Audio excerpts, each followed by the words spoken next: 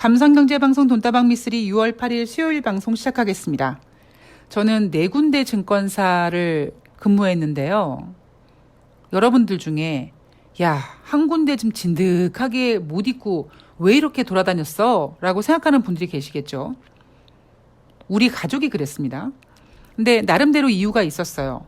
그 이유 중에 하나는 제가 근무했던 지점의 지점장 놈이 완전히 쓰레기 같은 변태 새끼여가지고 자기 구두에 술 부어서 돌려 마시게 한다든가 누구처럼, 아니면은 여직원들 성추행은 기본이고 혼자 살고 있는 여직원 집 앞에 찾아가서 비 오는 날 술 마시자고 전화하고 막 이랬습니다. 그러니까 그런 꼴 보기 싫어서 이직한 경우도 있고요.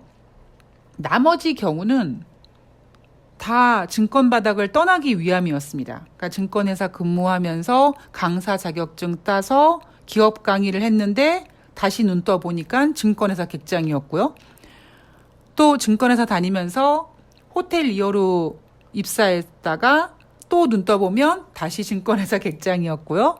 예, 그렇게 몇 번 시도를 했었습니다.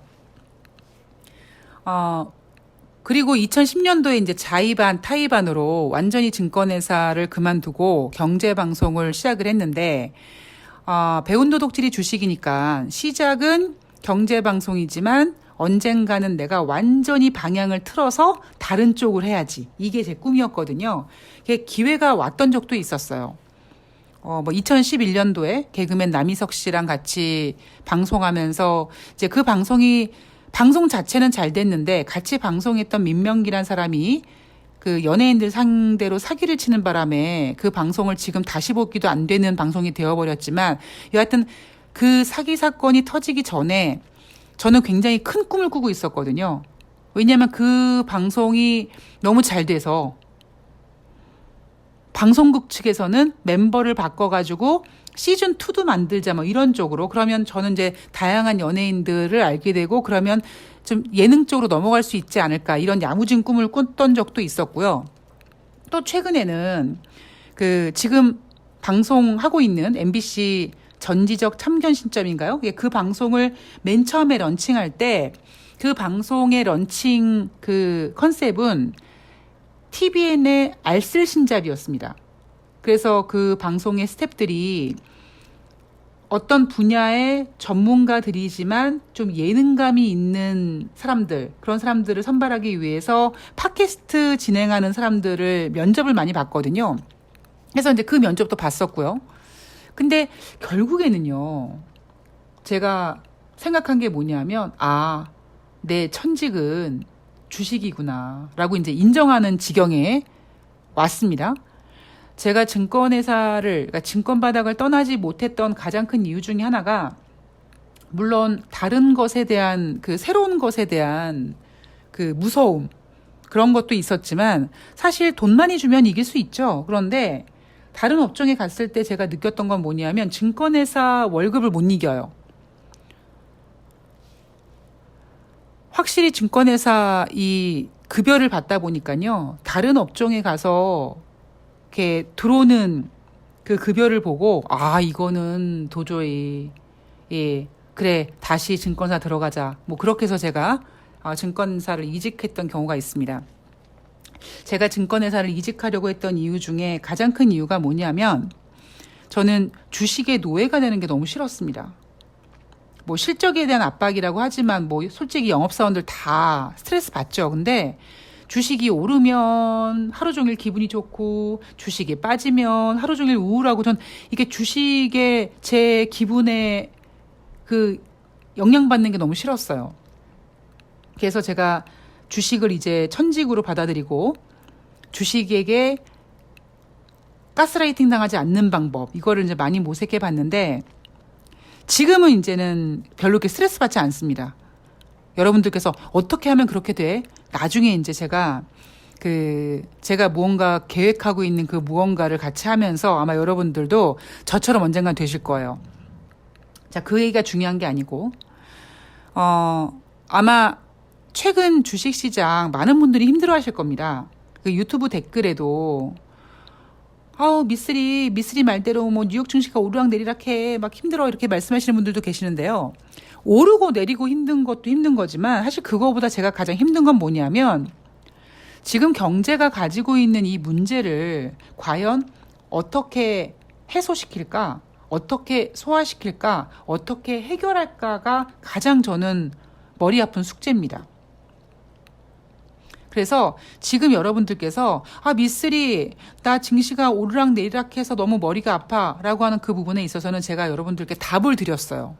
어떤 답을 드렸습니까? 여러분, 미국은요 쓸 카드가 많아요. 이게 답이에요.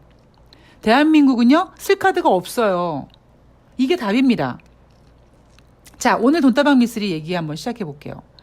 6월 7일 뉴욕 증시 마감 현황 짚어볼 거고요. 그리고 경제 이슈 체크해 볼 건데 여러분 머릿속에 그래 미쓰리가 그랬어. 미국은 쓸 카드가 많다고 이것만 인지하고 계세요. 자, 7일 화요일 뉴욕 증시 상승했습니다. 다우지수가 0.80, S&P 500이 0.95, 나스닥이 0.94% 상승했습니다. 자, 왜 상승했을까요, 여러분? 이날 나온 이슈가 뭐가 있었길래? 소매업체 실적 경고가 있었습니다. 한 3주 전쯤인가요? 이 소매업체 기업 실적이 좋지 않아서 미국의 경기 둔화 우려감으로 뉴욕 증시가 크게 하락했던 적이 있었습니다. 미국은 소비 국가이기 때문에 소매업체 실적이 굉장히 중요합니다. 소매업체 타깃이 재고를 축소시키기로 했다. 그래서 2분기 영업 마진이 줄어들 수 있다는 경고가 나왔고요. 타깃뿐만 아니라 월마트도 비슷한 이유였고 그래서 월마트도 주가가 하락했습니다. 자, 이 얘기는 결국 뭐냐면 타깃이라는 소매업체가 재고가 너무 많아서 재고를 축소하기로 했다는 겁니다. 왜 재고가 많았을까요? 이 타깃이나 월마트 이 기업의 재고 담당자가 정신 못 차리고 더 많은 물량을 재고로 쌓아놨을까요? 그게 아니죠. 재고가 증가한 이유는 소비 패턴 때문인데 조금 더 구체적으로 말씀을 드리면 여러분 미국은 코로나19 때문에 도시가 봉쇄됐었잖아요. 그러다가 백신 맞고 그러면서 도시 봉쇄가 셧다운이 해지되지 않았습니까? 그래서 미국 경제는요. 셧다운 됐을 때 정말 죽을 정도로 안 좋았던 그 경제가 갑자기 셧다운이 해지되는 바람에 주가도 그렇고 경제도 그렇고 아주 확 갑자기 좋아졌습니다. 그러다 보니까 이런 소매업체들이 코로나19 때에 비해서 이제 코로나19가 거의 끝나가고 뭐 거의 끝나가기보다는 이제 백신 맞고 그러면 도시가 다시 재개되고 그러면 많이 팔리겠지 그러고 재고를 많이 쌓아둔 거예요. 근데 문제가 뭐냐면 미국인들이 그동안 도시가 봉쇄되고 그러니까 여행도 못 가고 영화도 제대로 못 보고 막 답답하게 살던 사람들이 그게 해제되니까 물건을 많이 산다기보다 여행을 간다든가 아니면 영화를 더 보러 간다든가 아니면 그냥 밖에 식당 나가서 외식을 하는 경우가 많아진 거죠. 그러니까 소비 패턴이 바뀌어진 겁니다. 즉 그러다가 최근에는 미국이 인플레이션이 높다 보니까 물건값이 비싸니까 뭐 12,000원짜리 물건이 있으면 에이 뭐 조금 좀 싼 거 사지 그럼 10,000원짜리 사자 이렇게 비싼 제품보다 덜 비싼 제품으로 소비 패턴이 바뀌었기 때문에 타깃이나 월마트의 재고가 많아진 겁니다. 그래서 얘네들이 이 재고를 줄이기 위해서 뭐 가격을 내리고 이제 이 재료 재고 소진을 하겠죠. 따라서 6월 7일 뉴욕 증시가 하락한 이유는 소비 패턴이 변화가 있든 뭐 어쨌든 간에 소매업체 실적이 안 좋아질 거야 라는 것 때문에 하락하는 게 맞는데 상승했어요. 왜 상승했냐면 무역 적자가 감소해서 상승했습니다. 4월달 무역 적자가 3월 대비 19% 감소했습니다. 예상보다도 감소했고 결국 무역 적자가 감소했다는 얘기는 미국의 수출은 증가되고 수입은 줄어들었다. 우리가 갖고 있는 여러분들 뭐 가계부채라든가 카드빚 같은 거 내가 1,000만 원 빚이 있는데 800만 원으로 줄어들었어요. 얼마나 좋아요. 빚이 줄어들었는데. 그것처럼 무역 적자가 3월 대비 19% 감소했다. 그래서 이 무역 적자 감소가 2분기 GDP에 도움이 될 거라는 해석까지 나오지만 이건 살짝 개소리고요. 어쨌든 미국의 무역 적자가 줄어들었습니다. 미국의 무역 적자가 줄어드니까 미국의 왠지 가치가 비싸 보이는 거예요. 그래서 미국의 국채 가격이 올라갑니다. 미국의 국채 가격이 올라가니까 국채 금리가 하락하는 거죠.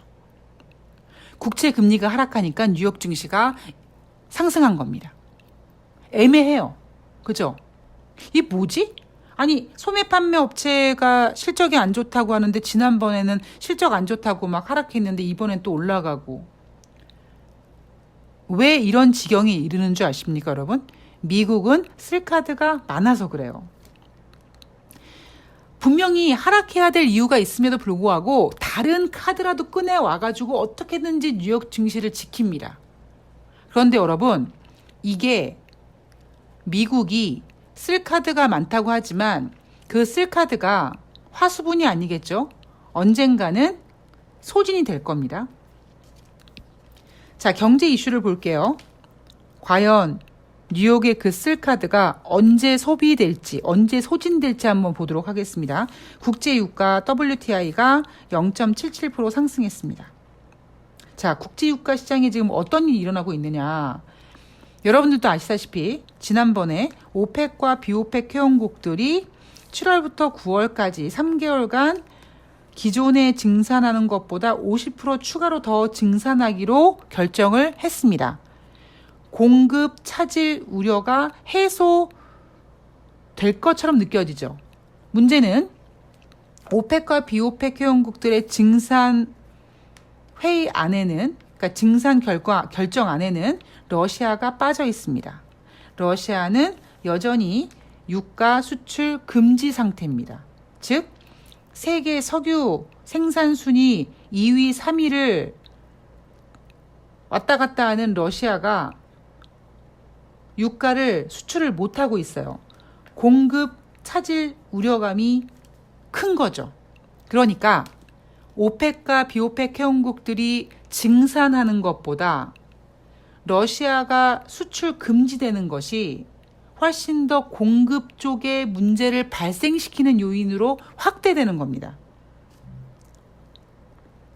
여기에다가 중국 상하이와 베이징 일부 지역의 봉쇄가 해제됐다고 하죠. 그 엄청난 중국이 다시 활동을 한대요. 수요 증가 예상됩니다. 그리고 지금 미국은 드라이빙 시즌입니다. 중국 도시 봉쇄 해제와 미국의 드라이빙 시즌은 수요 증가를 할 수 있게끔 하는 요인인 거죠. 그러니까 지금 국제 유가는 올라갈 수밖에 없는 요인인 거예요. 공급 차질 우려감은 여전하다. 러시아가 수출 금지된 상태에서 오펙과 비오펙 회원국들이 아무리 증산을 해도 그게 양이 공급을 원활하게 해서 국제 유가를 끌어내릴 만큼은 좀 부족하지 않겠는가. 여기에다가 중국과 미국의 소비 증가 때문에 수요가 더 늘어날 이슈. 그래서 국제 유가가 지금 계속 고공행진하고 있잖아요. 어떤 전문가는 190달러 갈 거라고 전망하는 사람도 있더라고요. 굉장히 국제유가 이 문제가 엄청 큰 겁니다. 제가 잠시 전에 지금 미쓰리가 고민하고 있는 문제는 증시가 오르고 내리고의 문제가 아니라 과연 지금 가지고 있는 이 문제를 어떻게 해결할지, 해결은 할 수 있을지, 이게 고민이라고 말씀드렸잖아요. 자, 국제유가가 계속 고공행진하고 있고 따라서 당분간 인플레이션은 걱정이 된다.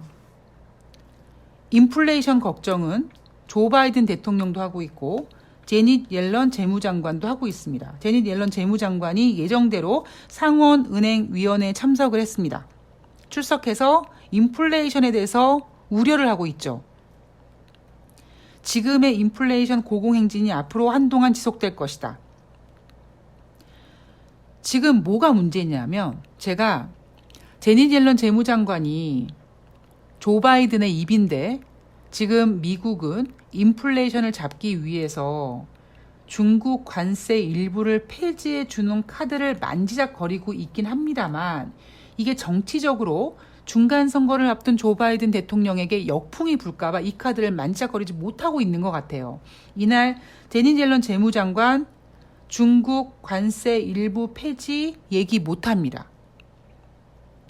지금도 조 바이든 행정부가 추진하고 있는 법안들 공화당이 반대하고 있어서 꼼짝도 못하고 있거든요. 그만큼 지금 미국의 민주당은 조 바이든 행정부는 중간 선거를 앞두고 공화당의 압박에 지금 쫄고 있습니다. 꼼짝을 못하고 있어요. 근데 여기에다가 만약에 조 바이든 대통령이 중국 관세 일부 폐지해 주면서 인플레이션을 잡겠다라고 했을 때 인플레이션을 잡는 것도 중요하지만 자칫 잘못했다가 미국과 중국의 패권 전쟁에서 미국이 먼저 손들었네라는 식의 정치적 역풍이 될까봐 그 카드를 못 쓰고 있습니다. 그래서 인플레이션이 좀 안 잡혀요. 이런 상태에서 세계은행은 올해 세계 경제 성장률 지난 1월 달에 4.1% 예상했는데 2.9%로 하향 조정했습니다. 또한 미국의 애틀란타 연방은행이 경제 성장률 전망치를 내놓는데 이 전망치는요, 바로바로 수정이 가능하긴 해요. 지난 6월 1일 날 올해 미국의 경제 성장률 1.3% 예상했는데 6월 7일 날 애틀란타 연방은행이 내놓은 경제 성장률은 0.9%로 지난 6월 1일 날 내놨던 전망보다 또 하향됐습니다. 그런데 지금 연준의 기준금리 인상 계획은 이미 6월달, 7월달 50bp 금리 인상은 그냥 확실시예요. 지금은 뭐가 고민이냐? 과연 8월달 한 달 쉬고 9월달에 50bp를 하느냐 25bp를 하느냐 고민하고 있는데 이날 미국의 금리 선물 거래소에서는 50bp 금리 인상 가능성이 61.9%입니다. 전문가들이 세계 글로벌 경제 성장률을 하향 조정하면서 물가가 잘 안 잡힌다고 걱정하면서 스태그플레이션이 이제 눈앞에 닥쳤다 막 이런 얘기 하잖아요. 이미 스태그플레이션이고요. 근데 여기에다가 한 발 더 나가 에그플레이션까지 우리는 걱정해야 될 때죠. 지금 미국은요, 쓸 카드가 많기 때문에 보세요. 제가 그랬잖아요. 미국은 국채금리가 하락했어. 왜 국채금리가 하락했어? 미국에서 발행하는 국채 가격이 올랐어. 국채 가격이 왜 올랐겠습니까? 미국이란 나라의 가치 때문인 거잖아요. 미국이 적자가 줄어들어서 미국 가치가 올라가서 국채가 상승하고 금리가 떨어지고. 그럼 예를 들면 달러 같은 경우도요. 달러가 만약에 떨어진다. 그러면 좋을 경우도 있지만 만약에 달러가 올라간다 그랬을 때 미국에게도 달러가 올라가는 건 자국 화폐 가치가 올라가서 어떤 경쟁력 쪽에서 문제가 생길 수 있습니다. 그런데 결국 달러 강세도요. 이렇게 해석할 수 있어요. 달러는 안전자산이기 때문에 안전자산 선호현상으로 달러가 강세가 된다. 그러니까 미국은 그만큼 뭘 갖다가 붙여도 미국은 강해. 미국이기 때문에 할 수 있어. 미국은 괜찮아. 이렇게 해석을 할 수가 있거든요. 제가 지금 가장 고민하고 있는 문제가 뭐냐면 저는 냉정하게 연준의 금리 인상으로 인플레이션 잡지 못한다라고 보고 있습니다. 제가 앞에서도 몇 번 말씀드렸는데 저는 이 경제학 이론도 좀 수정이 되어야 된다고 생각을 하고요. 예전에는 돈을 풀어서 경제를 살리고 거기에 발생되는 인플레이션을 금리 인상을 통해서 잡는다. 그 공식이 가능했을지 모르나 지금은 그게 안 먹힌다고 생각을 하고요. 제가 봤을 때 미국이 지금 진행하는 어떤 정책 때문에 인플레이션이 잡히는 게 아니라 어떤 외변수 때문에, 외부 변수 때문에 어쩔 수 없이 글로벌 경제 자산이 푹 한번 꺼지는 일이 조만간 발생하지 않을까라는 생각을 조심스럽게 하고 있습니다. 그게 우리가 이미 알고 있는 악재인데 더 이상 악재가 아니라고 알고 있는 러시아 디폴트가 될지, 그게 7월 10일 최종 러시아가 디폴트 처리되는 7월이 될지, 아니면 전혀 예상하지 않았던 어떤 다른 문제가 될지. 제 생각은 그래. 그게 글로벌 전 자산을 한번 툭 다운시키는 일이 어떤 이벤트가 생길지는 제가 신이 아니기에 아직은 잘 모르나 계속 레이더망을 켜놓고 보고는 있지만, 한 가지 중요한 거는 연준의 금리 인상이 인플레이션을 잡지 못할 거라는 거고요.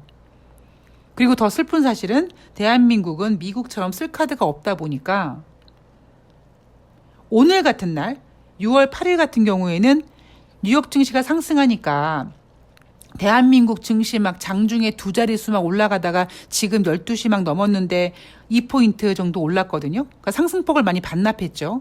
그나마 미국 증시 상승하니까 조금 따라가긴 하지만 어린 반푼어치도 없습니다. 어느 정도까지 대한민국 증시는 눈치 없게 뉴욕 증시를 따라가요. 제가 이거를 어떻게 비유해 드렸냐면, 예전에 옆집 아들이 서울대 가서 축하한다고 소고기를 먹어요. 근데 우리가 왜 좋아해? 왜 우리가 축제야? 옆집 아들이 서울대 가는 거랑 우리랑 무슨 상관이 있어요? 그죠?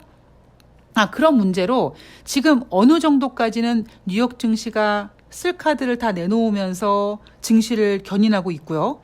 우리는 아이고 형님, 미국 형님 그러면서 미국 증시 따라서 움직입니다.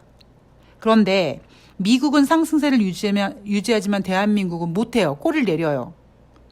이 상태에서 만약에 미국이 이제 쓸 카드를 다 내놓은 상태에서 증시가 이제 꺾이기 시작하면 대한민국은 먼저 꺾입니다. 그리고 많이 꺾입니다. 제가 더 속상한 건 뭐냐면, 대한민국 경제를 뭔가 일으킬 수 있을 만한 정책도 없고, 거기에다가 지금 오너 리스크까지 작용하는 데다가 모든 정부 관료자들이 다 검사 출신이고, 글로벌 큰 문제가 발생했을 때 과연 대한민국은 그 문제를 어떻게 해결할지가 저는 가장 큰 문제입니다. 여러분들께서는 이미 증시는요, 제가 예전부터 말씀드렸지만 3,000포인트는 당분간 안 돼요. 어림없어요. 꿈도 꾸면 안 돼. 어려워. 오히려 얼만큼 더 빠질까가 훨씬 더 아마 편할 겁니다. 그래서 안 올라서 어떡해. 안 올라가는 거를 부여잡고 어떻게 괜히 신경 쓰고 여러분의 소중한 하루를 망치지 마시고요. 상황이 이렇구나. 그럼 나는 어떻게 대응을 해야 되지? 그리고 미쓰리 방송도 계속 들을 거지만 과연 지금 이런 인플레이션이라든가 이런 것들을 과연 어떻게 해결할까? 여러분들 스스로도 계속 찾아보셔야 됩니다. 그래서 앞으로 다가올 위기를 대응하셔야죠. 세계은행에서 글로벌 경제 성장률을 하향 조정한 날 뉴욕 증시는 상승했어요. 그런데 이런 경우가 있거든요. 종종 있었죠. 근데 어떻게 됩니까? 뉴욕 증시는 하락합니다. 다시 하락할 거예요. 신기하게도 IMF나 세계은행 이런 데서 경제성장률 안 좋을 거다, 경제성장률 하향 조정하고 막 이렇게 보고서 발표하는 날 뉴욕 증시는 상승합니다. 마치 그런 보고서를 비웃듯이 우리 미국이 어떤 나라인데 우리 미국 잘 나가거든 이렇게 버티다가 다음 날 바로 하락하죠. 이게 뭐냐면 이게 경제 흐름의 대세거든요. 지금 어느 정도까지는 미국이 쓸 카드가 많다 보니까 지금 이 흐름에 대세를 좀 거스르고 버티고 있지만 미국도 언젠가는 실카드가 이제 다 소진될 겁니다. 자, 어려운 증시 여러분 잘 이겨내시고요. 전 다음 방송에서 뵙도록 하겠습니다. 고맙습니다.